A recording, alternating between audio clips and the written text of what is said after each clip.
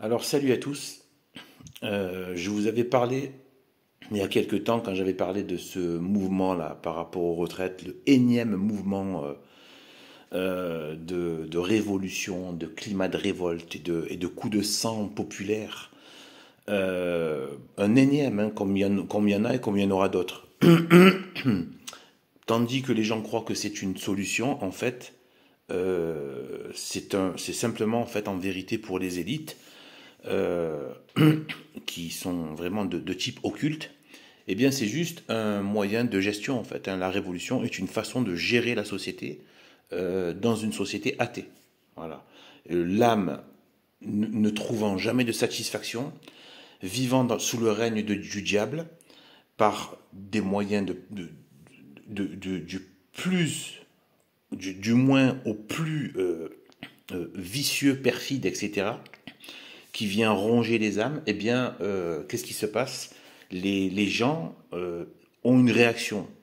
Et du coup, leur réaction, le malaise, en vérité, le malaise est en fait spirituel, puisque regardez bien, dans des tas de peuples qui ont 1000 fois moins de confort et d'avantages, quand je dis 1000, c'est bien plus, ne se mettent pas dans des rages pareilles. Cette rage-là n'a pour fond que l'âme des gens qui se débat dans la lèpre du démon, dans la société satanique qui a remplacé la société catholique en France.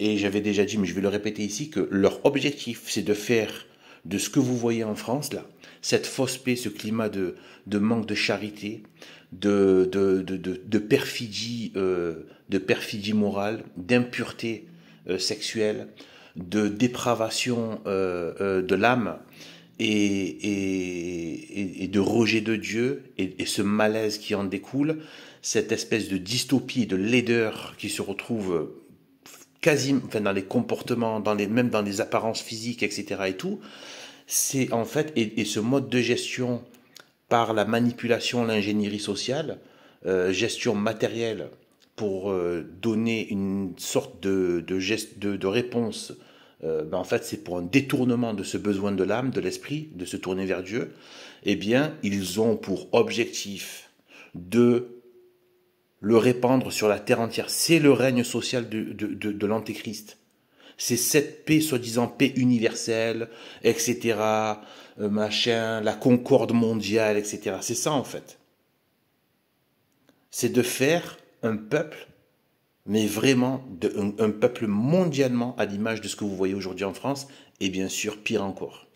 Avec une note noachite, c'est-à-dire où les gens vont piocher dans une foule de sectes qui seront toutes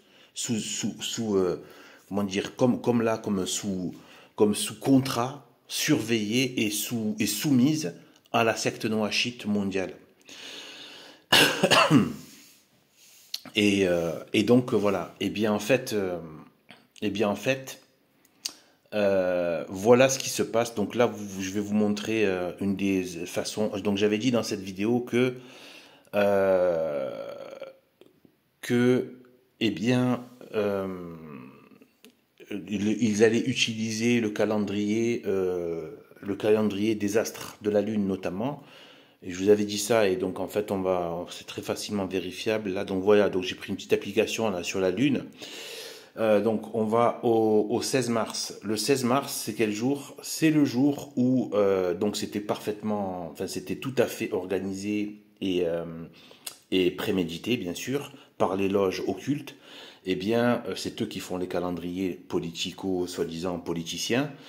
Et donc, en fait, même si il y a plein de gens dans ces milieux-là qui travaillent dans les secrétariats d'État, qui sont juste des crétins qui ne savent pas du tout, qui sont juste des arrivistes crétins et bourgeois qui, voilà, qui croient à la rationalité de machin, de trucs. Ne vous inquiétez pas, nous sommes beaucoup plus rationnels que vous. Parce que nous, justement, on prend en compte en plus les forces invisibles. Donc, en fait, donc, qui commandent aux forces matérielles. Et donc, euh, et donc en fait, hop, je l'ai perdu. Voilà, c'était le 16 mars. C'est ce jour-là que, et ils l'ont fait exprès évidemment, que Elisabeth Borne a fait passer le 49.3. D'accord? Et quelle était la Lune à ce moment-là? Regardez en haut, 38%, c'était le dernier quartier de la Lune qui arrive dans sa vraiment dernière phase. Et donc ça, c'est lié à des forces occultes et des forces même astrales qui jouent et qui influent. Mais attention, il ne faut jamais jouer avec ça. Vous avez bien entendu ce que je vous ai dit. Hein. C'est votre responsabilité. Hein. Ne jouez jamais avec ça. Je n'en fais pas la promotion ici. Hein. Je dis juste que je pense que ces gens de l'occultisme et du kabbalisme, etc., ils utilisent ces forces astrales. Mais nous, on doit juste s'occuper de faire la volonté de Dieu et des évangiles, de rester dans la lumière du Christ. D'accord? Surtout ne jamais s'approcher de ce genre de truc. Tout lien que vous pourrez avoir avec ça sera un lien démoniaque. Vous êtes avertis. Voilà. Il n'y a pas de bien à fricoter, à toucher, à manipuler ces forces-là. Donc, moi, je fais un petit peu d'enseignement pour expliquer aux catholiques qu'ils sont, parce que ce monde soi-disant, enfin matérialiste, qui a été adopté par la bourgeoisie pseudo-catholique, eh bien, on a tendance à oublier les forces surnaturelles. Et or, si vous perdez de vue ça, vous allez finir par tomber jusqu'au plus grave dans l'apostasie. Et ce qui est le plus répandu est le fait que vous ne voyez plus, vous n'avez plus la lecture des choses, la lecture, vous ne voyez pas clair dans ce qui est en train de se produire, dans ce qui se manifeste.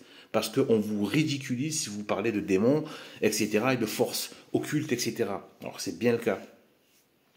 Et on vous fait passer, après, bon, il y a toute une propagande sur, notamment même dans Google, Gog et Magog, donc dans Google, qui consiste à faire passer tous les gens qui parlent de ça comme étant des sectes, machin. Bon, bref, c'est voilà. Et donc, ce sont que des attaques sur nos. Donc voilà, donc là vous avez ça. Donc vous avez, donc jeudi 16 mars, ils ont fait passer le 49.3. Pourquoi? Parce que dans ces forces astrales, qui sont même utilisées dans l'agriculture ou pour le jardinage, quand on veut faire en sorte que la graine prenne racine, il vaut mieux le faire pendant la phase descendante de la Lune. D'accord? C'est donc enterrer, donc entériner. D'accord? Ça donne une force très forte à l'enracinement de quelque chose. Et donc là, ils ont voulu enraciner ça. Et en enracinant cette loi, ça dépasse de loin les retraites. C'est pour que enraciner l'humiliation du peuple. Voilà. Comment dire, qu'il perde tout espoir. D'accord? Parce que non seulement il n'a pas l'espoir du ciel, et le diable lui enlève même l'espoir de la terre. C'est horrible, hein? N'oubliez pas, Satan ne veut pas votre bien. Hein? Donc voilà et tout. Et donc, vous croyez quoi il peut vous donner un peu de bien de temps en temps pour vous perdre. Parce qu'il sait le grand mal qu'il y a derrière. Mais c'est jamais un vrai bien. Et après, la finalité, vous la voyez. Et c'est une des raisons pour lesquelles les gens pètent un plomb avec cette pseudo-retraite. C'est que maintenant, ils sont en train de se rendre compte que c'est la société du démon, du diable. Ils sont pas gentils. Hein? Parce qu'ils vous ont promis la jouissance matérielle, et à la fin, sur l'aspect sexuel, ils sont mis à vous mettre les femmes, la haine féministe contre les hommes, etc. Le transgenre, ils vous ont pas laissé, ils ont donné un petit peu, ils ont laissé mordre à l'hameçon et après ils ont envoyé, après ils ont mis l'hameçon, ils ont ferré, d'accord? Vous ne pouvez même pas profiter. Du coup, le côté matériel, pas des taxes, les produits pourris, pollués, etc. Tout est, bref, tout ça et tout, les loyers insupportables, etc. Je veux dire, tout. Et maintenant, même l'espoir de se dire, bon, ok, Satan, comme un chien toute ma vie, mais allez, quelques années où je peux un peu me pavaner tranquillement sur la terre. Non, tu vas crever, tu vas porter le fardeau du péché et de ta compromission avec mon venin. Et oui, bon, ça c'est assez horrible de prendre cette voie-là, enfin de prendre ce rôle-là, c'est ignoble. Mais bon, bref, vous avez compris, j'ai essayé de faire un petit peu la mise en scène, mais le but, voilà, le but c'est ça. c'est qu'en fait, il ne veut pas du bien. Et donc, en fait, les gens sont en train de se dire, mais attendez, vous avez promis la jouissance matérielle. Ben non, c'est l'esclavage matériel. Vous n'avez pas compris. Vous n'avez pas voulu du doux joug de Dieu, vous aurez le joug amer, épineux du diable. Et donc, voilà.